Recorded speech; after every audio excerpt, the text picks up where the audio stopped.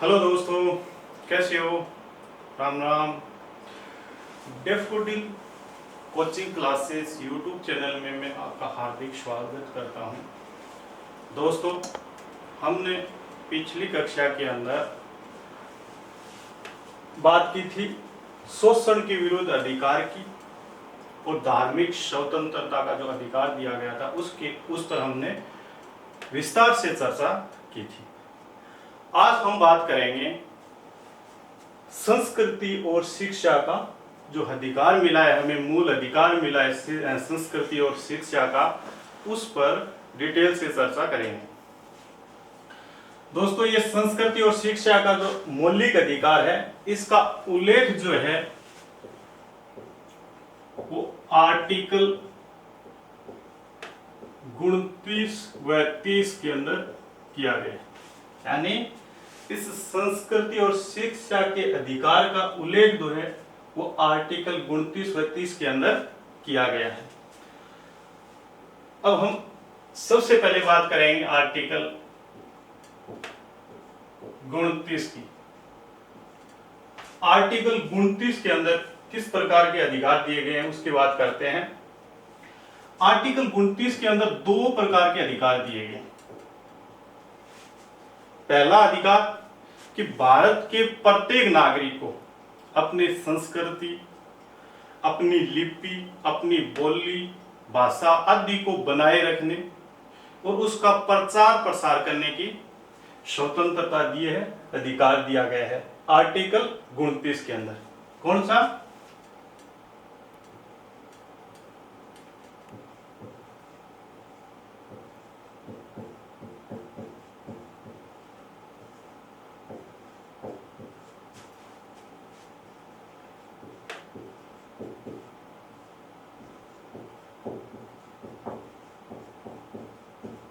प्रत्येक नागरिक को अपनी संस्कृति, लिपि, भाषा व बोली, यानी आर्टिकल जो 29 है उसमें पहला जो अधिकार दिया गया है वो ये है कि भारत के प्रत्येक नागरिक को अपनी संस्कृति, लिपि, भाषा व बोली को बनाए रखने व उसका प्रचार प्रसार करने का अधिकार देता है। संस्कृति का मतलब रहन सहन, खान पान, हमारी जो जीवन शैली है, लाइफ स्टाइल है, वो संस्कृति के अंदर आती है। तो आर्टिकल 29 संस्कृति, लिपि, भाषा व बोली को बनाए रखने, उसका प्रचार प्रसार करने का अधिकार देता है। आर्टिकल 29 के अंदर जो दूसरा अधिकार दिया गया है वो कौन सा है?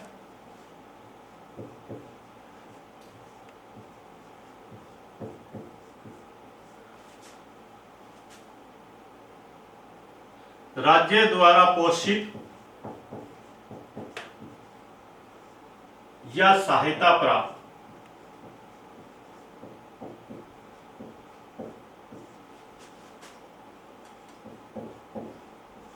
शिक्षण संस्थाओं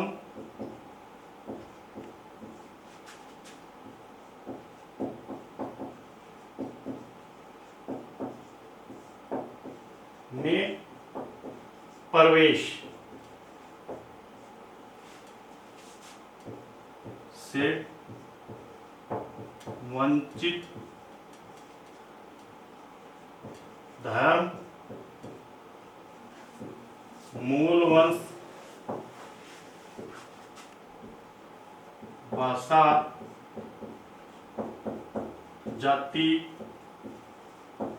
के आधार पर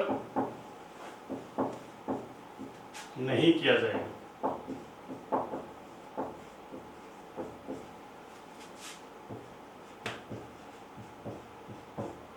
यानी आर्टिकल 29 दूसरा अधिकार क्या देता है कि राज्य द्वारा पोषित या सहायता प्राप्त, यानी राज्य द्वारा पोषित मतलब सरकारी जो भी शिक्षण संस्थाएं हैं या राज्य से अनुमति प्राप्त जो भी निजी शिक्षण संस्थाएं हैं, यानी सहायता प्राप्त, अनुदान प्राप्त करने वाली जो भी निजी संस्थाएं हैं, वो उन शिक्षण संस्थाओं के अंदर किसी भी नागरिक को धर्म, मूल वंश, भाषा व जाति के आधार पर प्रवेश से वंचित नहीं किया जाएगा। तो आर्टिकल 29 के अंदर क्या कहा गया है? पहला अधिकार दिया गया है कि नागरिकों को अपने संस्कृति, लिपि, भाषा व बोली को बनाए रखने का अधिकार है, उसका प्रचार प्रसार करने का अधिकार है।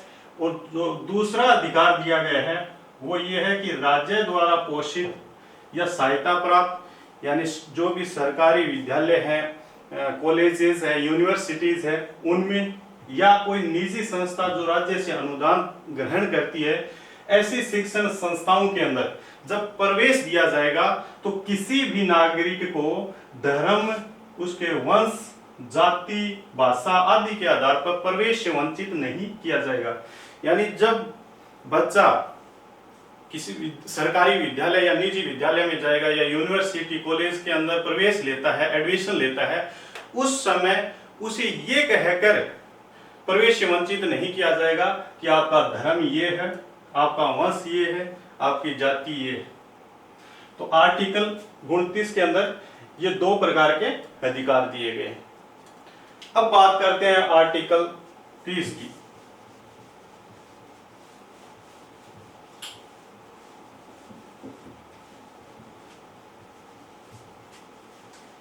ये जो आर्टिकल 30 है ये अल्पसंख्यकों को अधिकार देता है।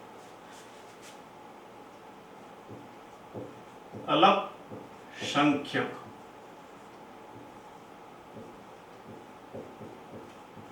वर्गों को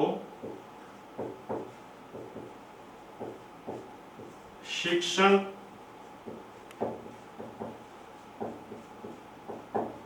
संस्थाएं स्थापित करने व उसका प्रशासन करने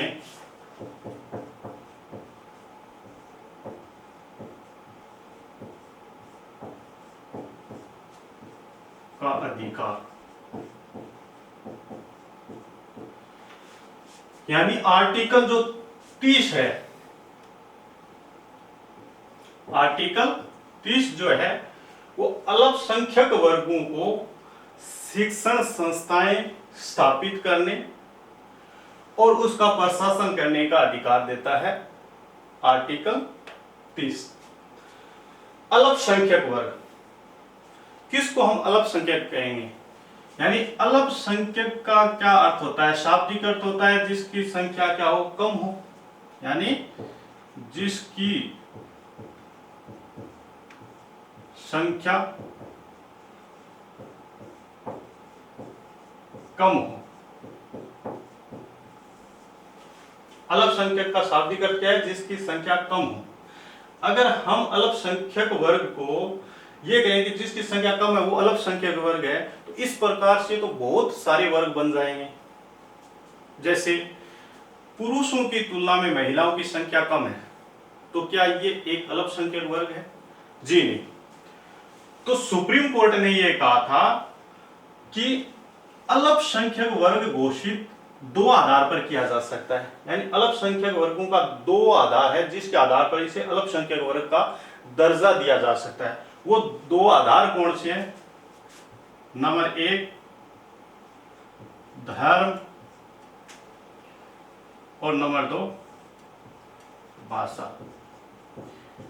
यानी जिस वर्ग की संख्या धार्मिक रूप से कम हो या भाषाई रूप से कम हो, उस वर्ग को हम अल्पसंख्यक वर्ग मानेंगे। सभी वर्गों को अल्पसंख्यक वर्ग का दर्जा नहीं दिया जा सकता। और ये दो आधार बताए थे, ये इंपॉर्टेंट है, इसको याद रखना कि अल्पसंख्यक वर्गों को अल्पसंख्यक वर्ग का दर्जा किस आधार पर दिया जाता है, तो उसके दो आधार है, धर्म और भाषा।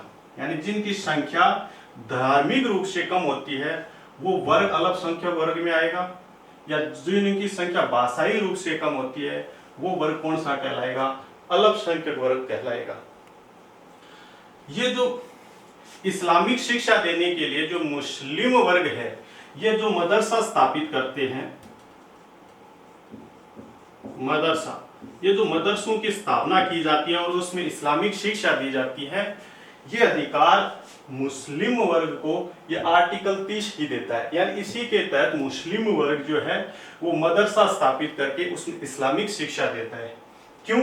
क्योंकि आर्टिकल 30 कहता है कि इन्हें अल्पसंख्यक जो वर्ग है इन्हें क्या है, शिक्षण संस्थाएं स्थापित करने का अधिकार है और वो अपनी निजी शिक्षण संस्थाएं स्थापित करके उसमें अपने धर्म की शिक्षा दे सकते हैं। दोस्तों, ये जो अल्पसंख्यक शब्द दिया गया है, इस अल्पसंख्यक शब्द का अल्पसंख्यक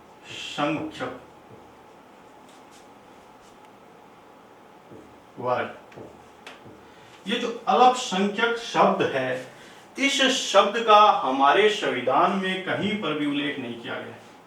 यानी कहीं पर भी संविधान के अंदर अल्पसंख्यक शब्द का को परिभाषित नहीं किया गया है। और आप ये भी जानते हैं कि जो बात संविधान के अंदर स्पष्ट रूप से परिभाषित नहीं की जाती है तो उसकी व्याख्या करने का अधिकार फिर किसके पास है? सुप्रीम कोर्ट के पास है। और सुप्रीम कोर्ट ने इस शब्द की व्याख्या करते हुए कहा कि आप कह रहे हो कि अल्पसंख्यक का मतलब जिसकी संख्या कम, कितनी कम माने, 5%, 10%, 20%। तो सुप्रीम कोर्ट ने फिर ये दो आधार बताए थे कि धर्म और भाषा के आधार पर अल्पसंख्यक वर्ग का दर्जा दिया जाएगा। जिनकी संख्या धार्मिक रूप से कम है या भाषाई रूप से कम है, उनको हम अल्पसंख्यक वर्गों के अंदर गिना जाएगा। और भारत के अंदर वर्तमान के अंदर देखें तो 6 धार्मिक समुदायों को अल्पसंख्यक वर्ग का दर्जा दिया गया है।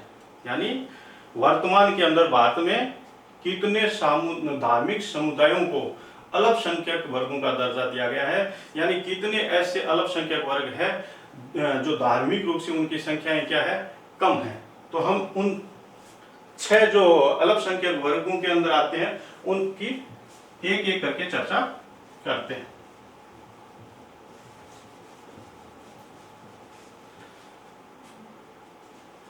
पहला वर्ग जो आता है वो आता है मुस्लिम वर्ग। ये जो मुस्लिम वर्ग है इसको अल्पसंख्यक वर्ग का दर्जा दिया गया है।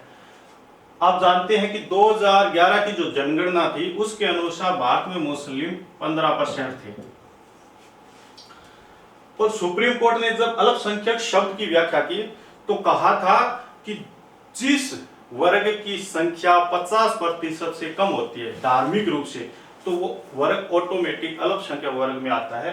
और 2011 के अनुसार देखें तो मुस्लिम वर्ग की जो जनसंख्या है वो 15% थी, इसलिए मुस्लिम वर्ग को अल्पसंख्यक वर्ग का दर्जा दिया गया है। इसके बाद दूसरा जो आता है वो आता है ईसाई। ईसाई भी कौन सा वर्ग है? अल्पसंख्यक वर्ग के अंदर आता है। तीसरा जो वर्ग है वो है जैन। जैन भी किस में आता है? अल्पसंख्यक वर्ग के अंदर आता है। बौद्ध, ये भी किस में आता है? अल्पसंख्यक वर्ग के अंदर आता है। पांचवा है सिख, ये भी किस में आता है? अल्पसंख्यक वर्ग के अंदर आता है। और छठा जो है वो है पारसी, ये भी किस में आता है? अल्पसंख्यक वर्ग के अंदर आता है। यानी वर्तमान के अंदर भारत के अंदर ये जो 6 वर्ग है इनको अल्पसंख्यक वर्ग का दर्जा दिया गया है, क्योंकि इनकी संख्या धार्मिक आधार पर क्या है? कम है, 50% से कम है। जबकि दोस्तों ये जो मुस्लिम, ईसाई, जैन, बौद्ध, सिख व पारसी, यानी पारसियों की संख्या तो भारत के अंदर बहुत ही नगण्य है। यानी इसकी संख्या हजारों में भी मिलेगी, 60-70 हजार के करीब ये पारसी भारत के अंदर है। ये 6 अल्पसंख्यक वर्ग है। अगर इसके बाद हिंदू धर्म की बात करें, ये जो हिंदू धर्म है ये भारत के अंदर बहुसंख्यक है, यानी इसकी संख्या बहुत ज्यादा है। अगर हम पूरे भारत की दृष्टि से अगर देखें तो हिंदू क्या है? बहुसंख्यक वर्ग के अंदर आता है। लेकिन भारत के कुछ ऐसे राज्य या केंद्र शासित प्रदेश हैं, यानी ऐसे स्टेट या यूटीज है भारत की, जिनके अंदर हिंदू धर्म भी क्या है, अल्पसंख्यक वर्ग के अंदर आता है। वो कौन से राज्य या केंद्र शासित प्रदेश हैं जहां हिंदू अल्पसंख्यक वर्ग में आता है, उन पर चर्चा करते हैं। पहला राज्य है पंजाब राज्य। पंजाब जो राज्य है वहां पर हिंदू भी क्या है, अल्पसंख्यक वर्ग के अंदर आता है। यहां पर पंजाब के अंदर सबसे ज्यादा पॉपुलेशन किसकी है, सिखों की है। यहां पर बहुसंख्यक वर्ग में कौन आता है, सिख आता है, जबकि हिंदू किस में आता है, अल्पसंख्यक वर्ग के अंदर आता है। यानी पूरे भारत की नजर से देखें तो हिंदू बहुसंख्यक की वर्ग आता है, लेकिन कुछ राज्यों के अंदर हिंदू धर्म भी क्या है, अल्पसंख्यक वर्ग का दर्जा लिए हुए है। तो पंजाब राज्य में सिखों की संख्या सबसे ज्यादा है, सिख बहुसंख्यक वर्ग में आता है, जबकि हिंदू अल्पसंख्यक वर्ग के अंदर आता है। दूसरा अगर राज्य की बात करें, हमारे भारत के जो पूर्वोत्तर राज्य है, अरुणाचल प्रदेश, नागालैंड, मणिपुर, मिजोरम, मेघालय, इन सब के अंदर भी हिंदू धर्म जो है वो अल्पसंख्यक वर्ग के अंदर है। चलो देखते हैं एक एक करके। अरुणाचल प्रदेश, अरुणाचल प्रदेश के अंदर बहुसंख्यक वर्ग के अंदर कौन आता है, बौद्ध। यानी यहाँ पर बौद्ध धर्म के जो लोग हैं वो सबसे ज्यादा है, जबकि हिंदू धर्म किस में आता है, अल्पसंख्यक वर्ग के अंदर आता है। अरुणाचल प्रदेश में हिंदुओं की संख्या बहुत कम है, जबकि बौद्ध धर्म के लोगों की संख्या अधिक है। तीसरा जो राज्य है वो है मेघालय। मेघालय के अंदर हिंदू अल्पसंख्यक वर्ग में आता है, क्योंकि वहां पर सबसे ज्यादा संख्या है ईसाई धर्म की। 4 नंबर पे आता है नागालैंड। दोस्तों नागालैंड के बारे में तो आप जानते ही हैं कि भारत का एकमात्र ऐसा राज्य है जिसकी राजभाषा भी अंग्रेजी है। यहाँ नागालैंड के अंदर भी ईसाई है, वो बहुसंख्यक वर्ग में आता है, जबकि हिंदुओं की संख्या यहाँ पर भी क्या है, कम है। अगली बात करें 5 नंबर राज्य की, तो वो आता है मणिपुर। ये जो मणिपुर राज्य है इसके अंदर भी ईसाइयों की संख्या सबसे ज्यादा है, जबकि हिंदुओं की संख्या बहुत ही कम है। छठा राज्य मिजोरम। यहां पर भी ईसाइयों की संख्या ज्यादा है, जबकि हिंदुओं की संख्या कम है। यानी भारत के ये 6 ऐसे राज्य हैं जहां पर हिंदू क्या है, अल्पसंख्यक वर्ग में है। यानी हिंदुओं को इन राज्यों में अल्पसंख्यक वर्ग का दर्जा मिला है, जबकि संपूर्ण भारत की दृष्टि से देखें तो हिंदू क्या है, बहुसंख्यक वर्ग का हिस्सा है। ये 6 तो राज्य है जहां पर हिंदुओं की संख्या बहुत ही कम है। इसके अलावा 3 केंद्र शासित प्रदेश है जहां पर हिंदुओं की संख्या बहुत ही कम है। वो 3 केंद्र शासित प्रदेश कौन से है वो देखते हैं। दोस्तों पहले जम्मू कश्मीर क्या था, एक पूरा राज्य था भारत का। अभी उनके 2 भाग कर दिए और 2 केंद्र शासित बना दिए। एक का नाम जम्मू कश्मीर रख दिया और एक का नाम लद्दाख रख दिया। तो जो जम्मू कश्मीर केंद्र शासित प्रदेश है,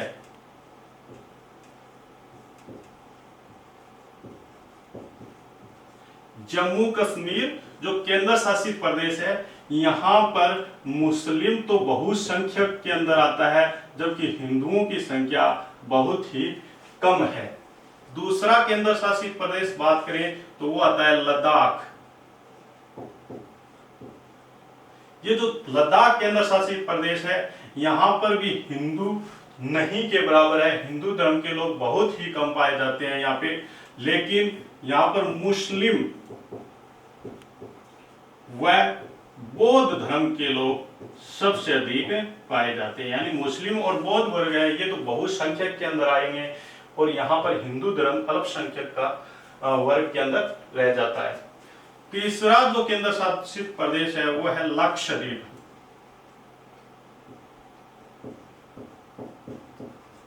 लक्षद्वीप, ये जो लक्षद्वीप केंद्र शासित प्रदेश है, इसमें भी मुस्लिम धर्म के लोग सबसे ज्यादा है। यानी यहाँ पर बहुसंख्यक वर्ग में कौन आता है, मुस्लिम वर्ग आता है, जबकि हिंदू अल्पसंख्यक वर्ग के अंदर आता है। तो आर्टिकल 23 क्या कहता है? ये अल्पसंख्यक वर्गों को शिक्षण संस्थाएं स्थापित करने व उसका प्रशासन करने का अधिकार देता है।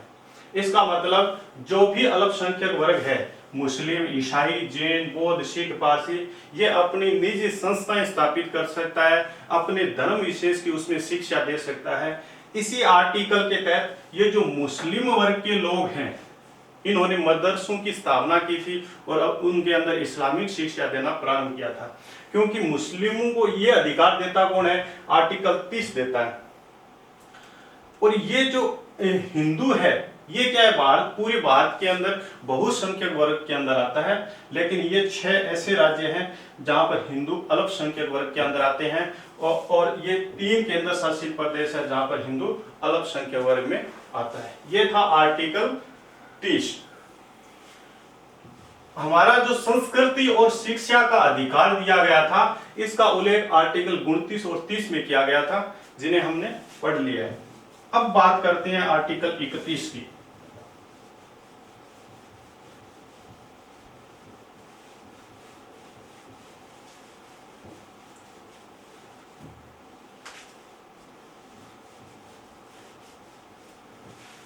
आर्टिकल 31 जो है, उसमें हमें संपत्ति अर्जित करने का एक मौलिक अधिकार मिला था मूल संविधान के अंदर, लेकिन वर्तमान में इसे समाप्त कर दिया गया है। क्या था अनुच्छेद 31 में?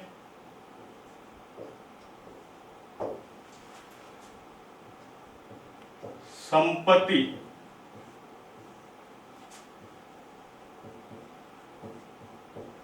अर्जित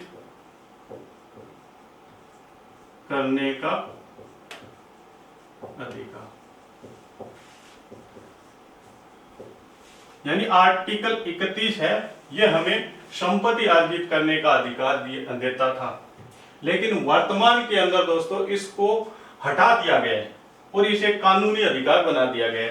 पहले भी मैंने बताया था कि जो 44वां संविधान संशोधन हुआ था सन 1978 के अंदर, उस संविधान संशोधन के द्वारा ये जो संपत्ति का जो मौलिक अधिकार था, उसको आर्टिकल 31 से निकाल करके इसे आर्टिकल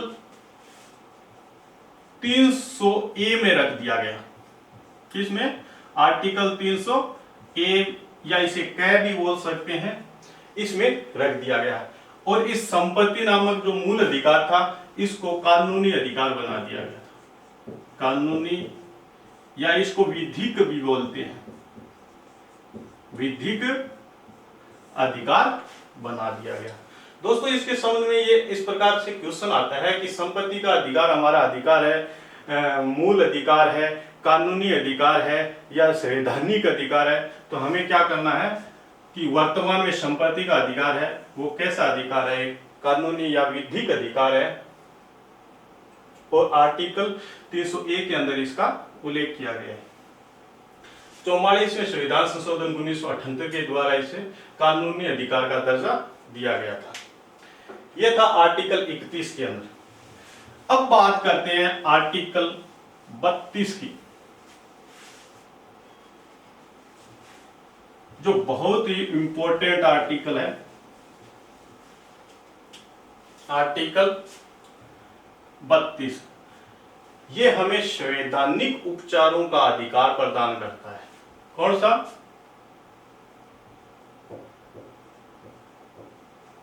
संवैधानिक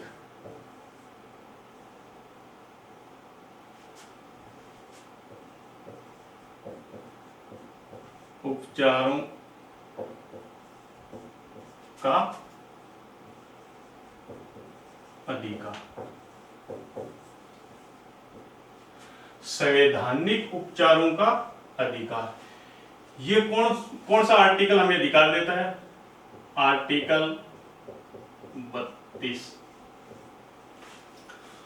संवैधानिक उपचारों का अधिकार, इसका उल्लेख आर्टिकल 32 में किया गया है। दोस्तों ये जो आर्टिकल 32 है, ये बहुत इंपॉर्टेंट आर्टिकल है। हमारे संविधान के जो जनक है डॉक्टर B.R. अंबेडकर हमारे संविधान के जनक बोले जाते हैं इनको, डॉक्टर बी आर अम्बेडकर को। हमारे संविधान के जनक डॉक्टर बी आर अम्बेडकर यानी भीमराव अम्बेडकर जी ने इसके बारे में कहा था, आर्टिकल 32 के बारे में कहा था कि आर्टिकल 32 संविधान की आत्मा है। क्या कहा था? संविधान की आत्मा या हृदय। ये बात किसने कही थी? हमारे संविधान के जनक doctor B are Ambedkar ji ने। क्या कहा था? आर्टिकल 32 को हमारे संविधान की आत्मा या हृदय कहा था। क्यों कहा था? क्योंकि ये जो भीमराव अम्बेडकर जी हैं, इनका एक कथन है। इन्होंने कहा था कि अगर कोई मुझसे ये पूछे कि आप किस अनुच्छेद को सबसे महत्वपूर्ण अनुच्छेद मानते हैं, तो अम्बेडकर जी ने कहा था कि मैं यही कहूंगा कि आर्टिकल 32 सबसे इंपॉर्टेंट आर्टिकल है। और इसको आत्मा इसलिए कहा था कि जिस प्रकार से हमारे शरीर से प्राण निकल जाते हैं या आत्मा निकल जाती है, तो हमारा शरीर है वो निष्प्राण हो जाता है, मर जाता है, समाप्त हो जाता है। ठीक उसी प्रकार अगर संविधान से आर्टिकल 32 को निकाल दिया जाए तो संविधान जो है वो निष्प्राण हो जाएगा, समाप्त हो जाएगा, संविधान का कोई औचित्य नहीं रहेगा। ये बात किसने कही थी? बी आर अम्बेडकर जी ने। और इसी बात को लेकर के इन्होंने संविधान की आत्मा या हृदय कहा था आर्टिकल 32 को, यानी संवैधानिक उपचारों के अधिकार को। अब ये आर्टिकल 32 कहता क्या है? देखो दोस्तों, संविधान ने हमें बहुत सारे अधिकार दिए, लेकिन अगर हमारे अधिकारों का हनन होता है या उल्लंघन होता है तो उसकी रक्षा कौन करेगा? ये अधिकार आर्टिकल 32 जो है वो सुप्रीम कोर्ट को देता है। आर्टिकल 32 सुप्रीम कोर्ट को अधिकार देता है कि जब भी नागरिकों के अधिकारों का उल्लंघन होता है या उसका हनन होता है तो उसकी सुरक्षा आप करेंगे। और इस आर्टिकल के तहत सुप्रीम कोर्ट को 5 प्रकार की याचिकाएं जारी करने का मतलब अधिकार दिया गया है। वो 5 प्रकार की याचिकाएं जो सुप्रीम कोर्ट जारी करती है वो कौन कौन सी है उसके बारे में पढ़ते हैं।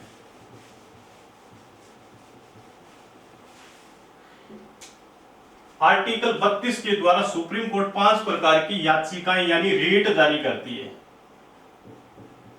याचिकाएं या इसे रीट भी बोलते हैं।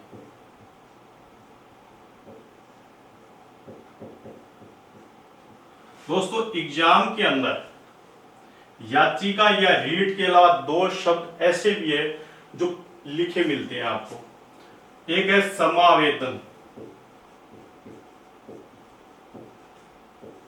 एक है परलेख।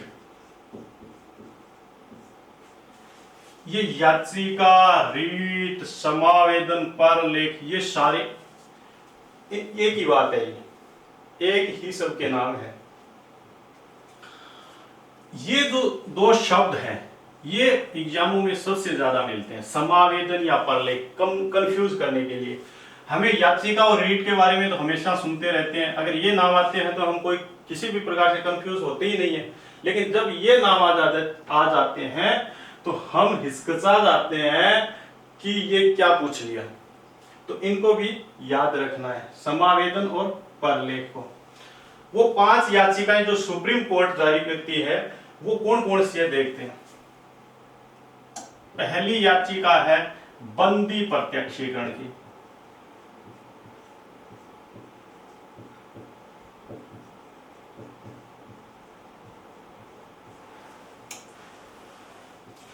दोस्तों, आर्टिकल 32 जो है वो तो सुप्रीम कोर्ट को, आर्टिकल 32 तो सुप्रीम कोर्ट को 5 प्रकार की याचिकाएं जारी करने का अधिकार देता है, जबकि आर्टिकल 226 जो है वो हाई कोर्ट को 5 प्रकार की याचिका जारी करने का अधिकार देता है। ये दोनों इंपॉर्टेंट है, इनको याद रखना, क्योंकि क्वेश्चन कई बार पूछा भी गया है कि सुप्रीम कोर्ट जो याचिकाएं जारी करती है वो किस आर्टिकल के तहत करती है, आर्टिकल 32 के तहत। और हाई कोर्ट जो याचिका जारी करती है वो किस आर्टिकल के तहत करती है, आर्टिकल 226 के तहत। आर्टिकल 32 के अंदर जो सुप्रीम कोर्ट 5 प्रकार की याचिकाएं जारी करेगी, उनमें पहला है बंदी प्रत्यक्षीकरण। बंदी प्रत्यक्षीकरण जो है, इसका शाब्दिक अर्थ क्या है, इसका शाब्दिक अर्थ,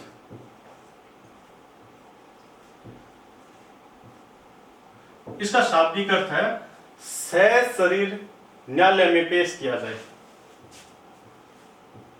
सशरीर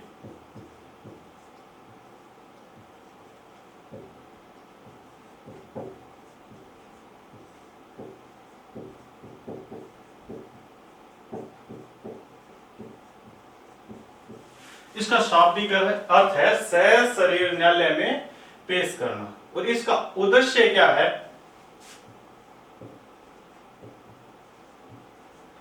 इसका उद्देश्य है अवैध गिरफ्तारी को रोकना। ये बंदी प्रत्यक्षीकरण की याचिका सुप्रीम कोर्ट कब जारी करती है, इसका शाब्दिक अर्थ क्या है, इसका उद्देश्य क्या है, इस पर चर्चा करते हैं। तो इसका शाब्दिक अर्थ सशरीर न्यायालय में पेश करना, यानी पूरे शरीर के साथ मजिस्ट्रेट के सामने जिसको भी बंदी बनाया गया है उसको पेश करना।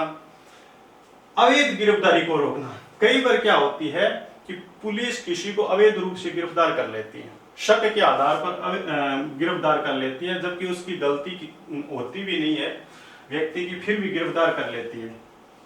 इस अवैध गिरफ्तारी को रोकने के लिए ये याचिका हाई कोर्ट या सुप्रीम आर्टिकल 32 के तहत तो सुप्रीम कोर्ट और आर्टिकल 226 के तहत हाई कोर्ट जारी करती है कि जिसको भी आपने अवैध रूप से गिरफ्तार किया है उसको हमारे सामने पेश किया जाए, हम इस मामले की जांच करेंगे।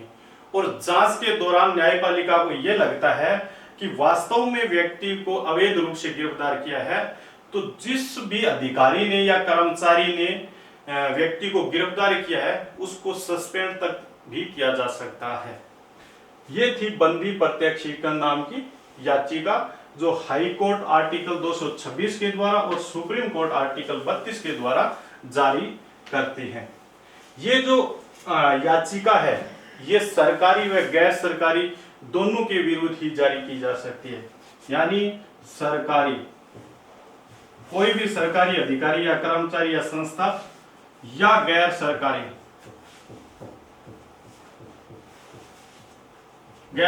यानी कोई भी निजी संस्था या व्यक्ति के विरुद्ध भी ये जारी की जा सकती है। तो समझ में आ गया होगा बंदी प्रत्यक्षीकरण नाम की जो याचिका है, इसका शाब्दिक अर्थ सशरीर न्यायालय में पेश करना, मजिस्ट्रेट के सामने प्रस्तुत करना, उद्देश्य अवैध गिरफ्तारी को रोकना, यानी गैर कानूनी ढंग से किसी को अगर गिरफ्तार किया गया है तो उसको न्याय दिलाने के लिए सुप्रीम कोर्ट ये इस प्रकार की याचिका जारी करती है। और ये सरकारी व गैर सरकारी दोनों प्रकार के विरुद्ध ही जारी की जा सकती है। अगली जो याचिका है वो है परमादेश।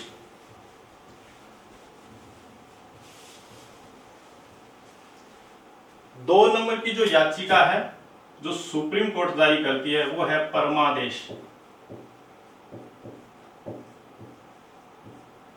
परमादेश यानी परम प्लस आदेश, नाम से ही पता चल रहा है इसका शाब्दिक अर्थ सर्वोच्च आदेश, या इसका शाब्दिक अर्थ क्या कहेंगे,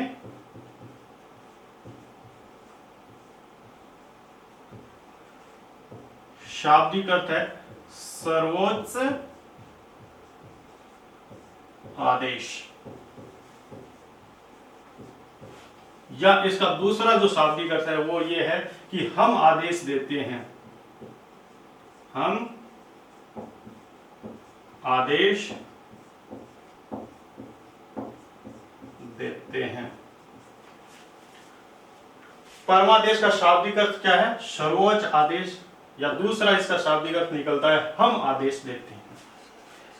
ये जो याचिका है ये सुप्रीम कोर्ट जारी करती है आर्टिकल 32 के तहत, और हाई कोर्ट आर्टिकल 226 के तहत जारी करती है। ये क्यों की जाती है, किसके विरुद्ध की जाती है, इसको देखते हैं। ये केवल और केवल जो भी सरकारी अधिकारी या कर्मचारी हैं उनके विरुद्ध जारी की जाती है। जो भी सरकारी संस्थाएं हैं या प्राधिकरण है या सरकारी अधिकारी या कर्मचारी है उनके विरुद्ध ये जारी की जाती है। क्यों की जाती है?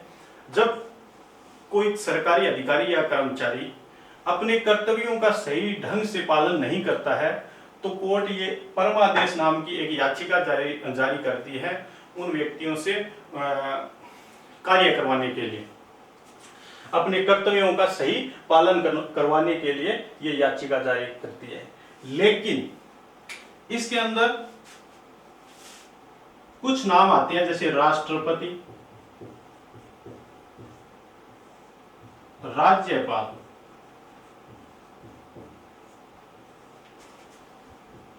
हाई कोर्ट का मुख्य न्यायाधीश,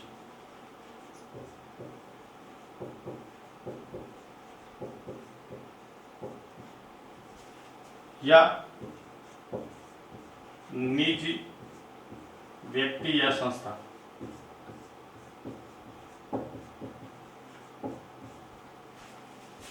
यानी ये याचिका सरकारी अधिकारी या कर्मचारी के विरुद्ध जारी की जाती है जब वो अपने कर्तव्यों का सही तरीके से पालन नहीं करता है, तो उनसे कर्तव्यों का पालन करवाने के लिए कोर्ट ये परमादेश नाम की याचिका जारी करती है। लेकिन राष्ट्रपति, राज्यपाल, हाई कोर्ट के मुख्य न्यायाधीश और निजी व्यक्ति या संस्था के विरुद्ध कोर्ट ये परमादेश याचिका जारी नहीं कर सकती है। तो परमादेश याचिका का शाब्दिक अर्थ सर्वोच्च आदेश या हम आदेश देते हैं। जो उच्च कोर्ट होती है वो निम्न कोर्ट को ये आदेश देती है कि ये हम आदेश दे रहे हैं कि आप अपने कर्तव्यों का सही तरीके से पालन करें। कर्तव्यों का सही तरीके से पालन करवाने के लिए सरकारी अधिकारी, कर्मचारी या जो भी प्राधिकरण है उनके विरुद्ध ये याचिका जारी की जाती है। लेकिन राष्ट्रपति, राज्यपाल, हाई कोर्ट का मुख्य न्यायाधीश या निजी व्यक्ति या संस्था के विरुद्ध ये याचिका जारी नहीं की जा सकती। तो आपने दो प्रकार की याचिका देखी थी, बंदी प्रत्यक्षीकरण और दूसरी थी परमादेश। तीसरी याचिका के बारे में पढ़ते हैं, प्रतिषेध। प्रतिषेध याचिका, ये जो प्रतिषेध याचिका है इसका शाब्दिक अर्थ होता है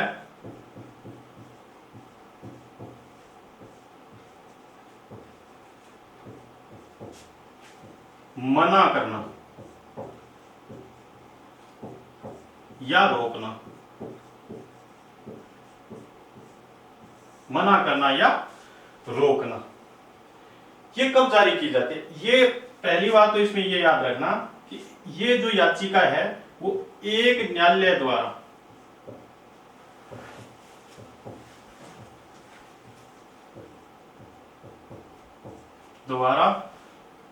अपने निम्नतम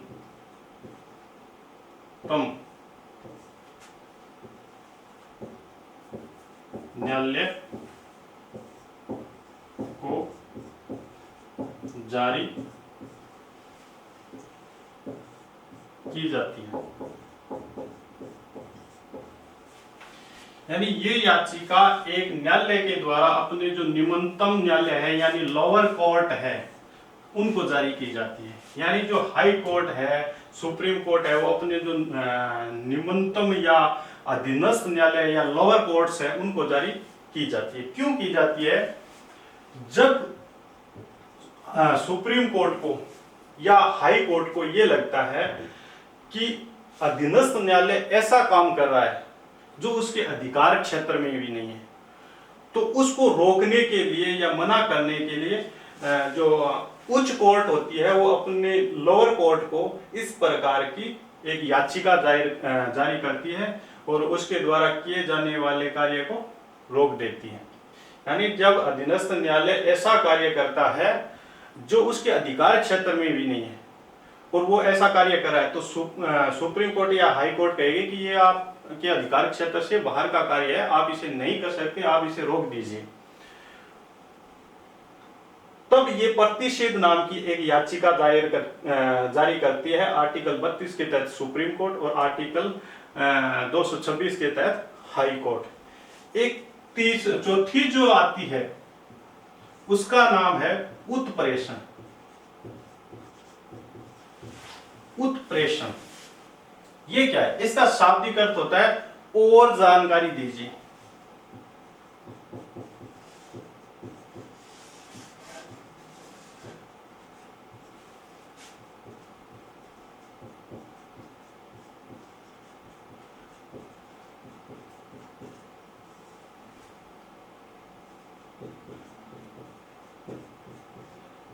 या इसका दूसरा शाब्दिक अर्थ हो सकता है प्रमाणित कीजिए।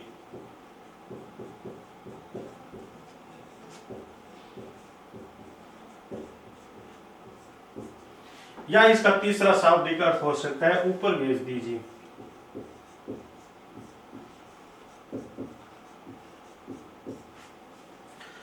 उत्प्रेषण याचिका, इसका शाब्दिक अर्थ क्या है? और जानकारी दीजिए, प्रमाणित कीजिए, ऊपर भेज दीजिए। ये भी एक न्यायालय अपने अधीनस्थ न्यायालयों को जारी करता है। एक न्यायालय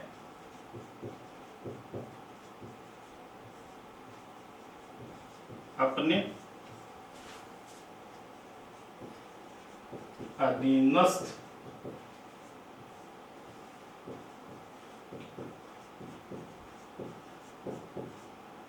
न्यायालयों को जारी करता है। यानी इसका शाब्दिक अर्थ मना करना, रोकना। एक न्यायालय अपने अधीनस्थ न्यायालय या निम्नतम न्यायालय को जारी करता है। इसका अर्थ है और जानकारी दीजिए या प्रमाणित कीजिए या ऊपर भेज दीजिए। यह भी एक न्यायालय अपने अधीनस्थ न्यायालय को जारी करता है। तो फिर फर्क आ रहा है, यहां पर क्या कह रहा था कि जो उच्च न्यायालय होगा वो अपने अधीनस्थ न्यायालयों को ये कहेगा कि आप जो काम कर रहे हैं ये आपके अधिकार क्षेत्र में नहीं है, आप इसको नहीं कर सकते हैं, रोक दीजिए। और यहां पर उच्च न्यायालय अपने अधीनस्थ न्यायालयों को क्या कहेगा कि ये कार्य जो मामला, जिस मामले की आप सुनवाई कर रहे हैं, ये मामला आपके अधिकार क्षेत्र में नहीं आता है, इसको हमारे पास भेज दीजिए, ऊपर भेज दीजिए या इसको प्रमाणित कर दीजिए, इसको प्रमाणित कर दीजिए। तो फिर इसमें फर्क क्या रहेगा? बस एक ही फर्क है प्रतिषेध नाम की याचिका में और उत्प्रेषण नाम की याचिका में। कौन सा?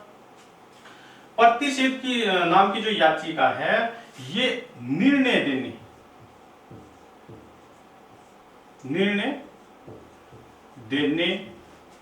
या कार्यवाही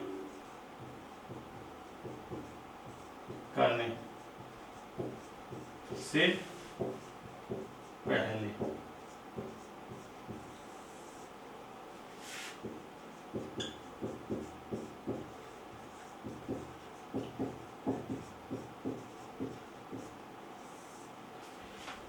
यानी प्रतिषेध याचिका है ये निर्णय देने या कार्यवाही करने से पहले जारी की जाती है। यानी जो अधीनस्थ न्यायालय है वो किसी प्रकार का निर्णय देता है या कार्यवाही करती है, उससे पहले ही जो उच्च कोर्ट होती है, सुप्रीम कोर्ट या हाई कोर्ट होती है, ये कह देती है कि नहीं, आप ऐसा नहीं कर सकते हैं, आप इसको रोक दीजिए निर्णय देने से पहले ही। जबकि उत्प्रेषण याचिका जो होती है ये निर्णय देने या कार्रवाई करने के बाद जारी की जाती है। मान लीजिए किसी अधीनस्थ न्यायालय ने कोई निर्णय सुना दिया और उससे किसी व्यक्ति को नुकसान पहुंचता है और वो सुप्रीम कोर्ट चला जाता है, तो सुप्रीम कोर्ट उत्प्रेषण नाम की याचिका जारी करेगी और अधीनस्थ न्यायालय से पूछेगी कि आपने ये जो निर्णय दिया ये किस बेस पर दिया, ये तो आपके अधिकार क्षेत्र में भी नहीं था, और उसके निर्णय को रद्द करते हुए फिर सुप्रीम कोर्ट जो होगी वो उस पर सुनवाई करेगी। तो प्रतिषेध और उत्प्रेषण में बस एक ही फर्क है, ये प्रतिषेध याचिका निर्णय देने या कार्रवाई करने से पहले जारी की जाती है, जबकि ये निर्णय देने या कार्रवाई करने के बाद जारी की जाती है। तो दोस्तों आपने चार पढ़ ली, बंदी प्रत्यक्षीकरण की, परमादेश की, प्रतिषेध की और उत्प्रेषण की। ये चार प्रकार की याचिकाएं आपने पढ़ ली है। अब बात करते हैं पांचवी व अंतिम याचिका जो सुप्रीम कोर्ट आर्टिकल 32 के तहत जारी करता है।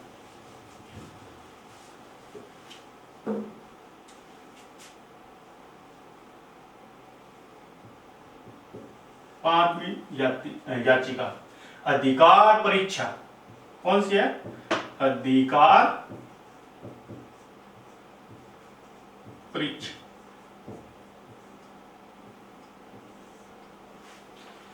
अधिकार परीक्षा नाम की याचिका है। इसका शाब्दिक अर्थ क्या है?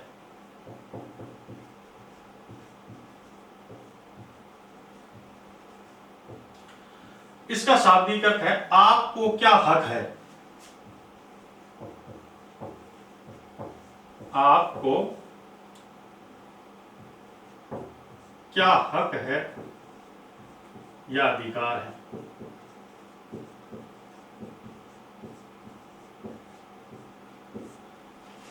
आपको क्या हक है या अधिकार है। दूसरा इसका शाब्दिक अर्थ होता है किस अधिकार से।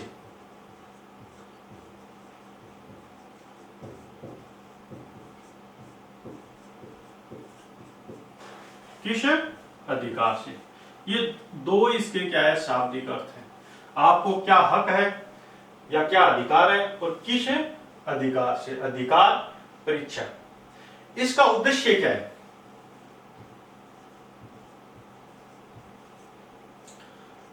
इसका उद्देश्य है अवैध नियुक्तियों को रोकना। अवैध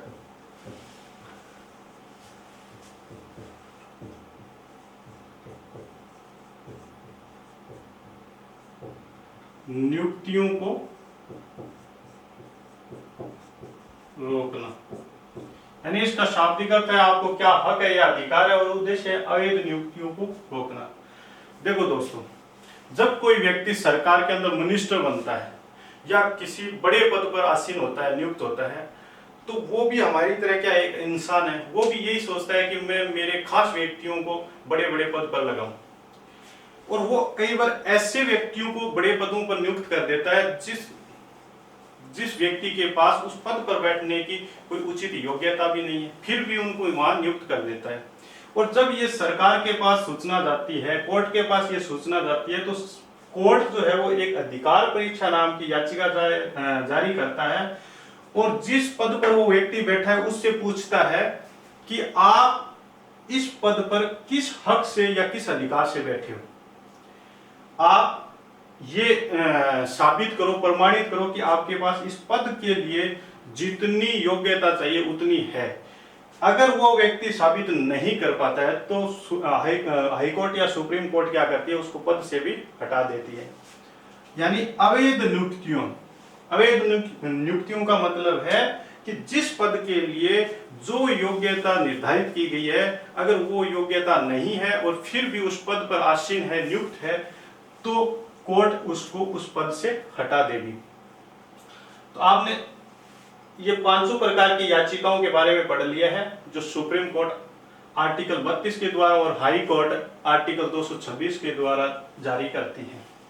दोस्तों, ये पांचों प्रकार की जो आपने याचिकाएं पढ़ी थी, ये केवल दो ही कोर्टों को जारी करने का अधिकार है, एक तो सुप्रीम कोर्ट को, एक हाई कोर्ट को। इसके अलावा जितनी भी अधीनस्थ कोर्टें हैं, लोअर कोर्ट हैं, उनको इस प्रकार की याचिका जारी करने का कोई अधिकार नहीं है। लेकिन आर्टिकल 35 कहता है, आर्टिकल 35 क्या कहता है? आर्टिकल 35 जो है वो संसद को एक अधिकार देता है। अनुच्छेद 35 संसद, आर्टिकल 35 संसद को एक अधिकार देता है कि अगर संसद चाहे तो संशोधन करके संविधान में और अधीनस्थ न्यायालयों को भी याचिका जारी करने का अधिकार दे सकता है। यानी आर्टिकल 35 क्या कहता है, संसद को एक अधिकार देता है कि अगर संसद चाहे तो संविधान में संशोधन करके जो अधीनस्थ न्यायालय है उनको भी रेट जारी करने की या याचिका जारी करने की का अधिकार दिया जा सकता है। लेकिन दोस्तों वर्तमान में किसी भी अधीनस्थ न्यायालय के पास ये रेट जारी करने का अधिकार नहीं है। ये था हमारा आर्टिकल 32। दोस्तों शुरू के अंदर हमने पढ़ा था कि ये जो मौलिक अधिकार है ये आर्टिकल 12 से लेकर के 35 तक है, यानी आर्टिकल 12 से लेकर के 35 के मध्य मूल अधिकारों का उल्लेख किया गया है। हमने आर्टिकल 12 से लेकर के आर्टिकल 32 तक चर्चा कर ली है। अगले जो आर्टिकल 33, 34 और 35 है उस पर चर्चा नेक्स्ट क्लास में करेंगे। तब तक के लिए धन्यवाद।